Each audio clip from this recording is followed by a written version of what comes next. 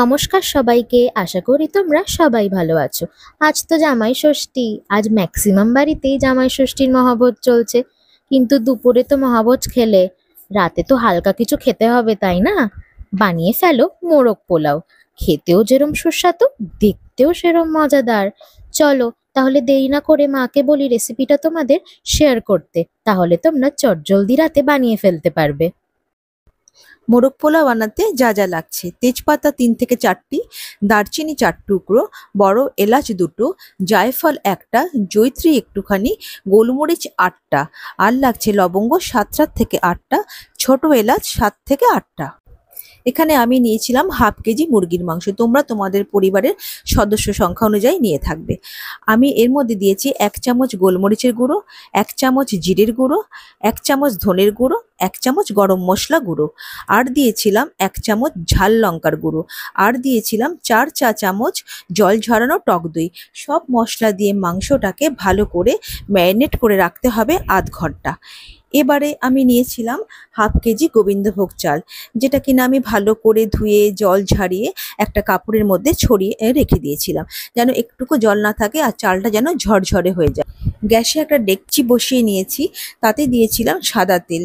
তেল যখন গরম হয়ে যাবে দিয়েছিলাম সামান্য ঘি। এবার তেল আর ঘি যখন গরম হবে তখন তাতে দিয়েছিলাম তেজপাতা, দারচিনি, ছোট এলাচ, গোলমরিচ, জায়ফল, লবঙ্গ আর জয়িত্রী। তারপর একটু ভালো করে নাড়াচাড়া করে নিয়েছি। যখন মশলাগুলো একটু ভাজা ভাজা গন্ধ বেরোবে তখন তার মধ্যে দিয়ে দেব সরু করে কাটা পেঁয়াজগুলো। এবার পেঁয়াজটা যখন ভালো করে নাড়াচাড়া করে নিয়েছি, যতক্ষণ না পেঁয়াজটার রং ধরছে, পেঁয়াজের যখন রং ধরে যাবে তাতে দিয়েছিলাম জিরে মৌরি। এবার ওটাকেও আবার ভালো করে নাড়াচাড়া করেছি। পেঁয়াজ যখন হালকা ভাজা হয়ে যাবে তখন তাতে ম্যারিনেট করা চিকেন দিয়েছিলাম। এবার মিশিয়েছিলাম হাফ চা চামচ নুন দিয়ে আমি ভালো করে আবারও মিশিয়ে নিয়েছি।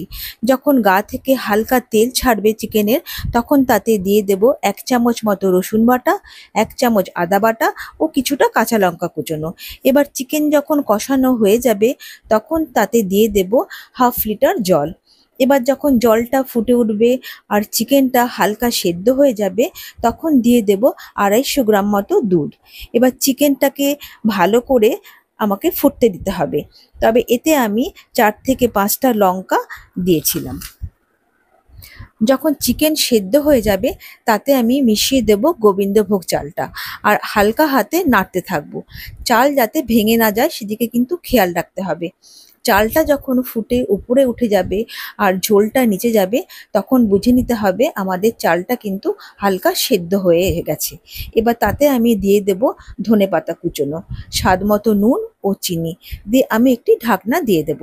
10 মিনিট পর যখন ঢাকা খুলে দেখব, যখন দেখব চালটা অর্ধেক সেদ্ধ হয়ে গেছে ও জল শুকিয়ে গেছে, তখন বুঝতে হবে আমাদের এবার দমে বসাতে হবে। দমে বসানোর আগে কিন্তু আমি তার মধ্যে দিয়েছিলাম সামান্য ঘি ও কয়েকটা চেরা কাঁচা লঙ্কা। এবার আমি ডেকচিটাকে একটা ফয়েল দিয়ে ভালো করে মুড়িয়ে তার উপর ঢাকনা দিয়েছিলাম আর ফয়েলটাকে মুড়ে দিয়েছিলাম উপর থেকে, যাতে ভালো করে দমে থাকে। উপর থেকে দম থাকলে পরে না ভালো করে জিনিসটা সেদ্ধ হবে। এবার আমি 5 মিনিট বসিয়েছিলাম হাই ফ্লেমে ডেকচিটাকে আর 10 মিনিট মতো বসিয়েছিলাম লো ফ্লেমে। তাহলে দেখতেই পারছো মোরগ পোলাও কিন্তু আমাদের একদম রেডি। এবার কিন্তু শুধু চেখে দেখার পালা। তোমরা চাইলে এই পোলাওটা শুধু স্যালাড দিয়েই খেতে পারো। যখন তোমরা এই রেসিপিটা জেনেই গেলে তাহলে আর দেরি কিসে, আজকের ডিনারে চটজলদি বানিয়ে ফেলো দেখি। আর তোমরা যে যেখান থেকে দেখছো কমেন্টে আমাদের একবার জানিও এই মোরগ পোলাওর রেসিপিটা আজকে তোমাদের কেমন লাগলো। তাহলে আবারও আসছি একটা নতুন ভিডিও নিয়ে। সবাই ভালো থেকো, টাটা।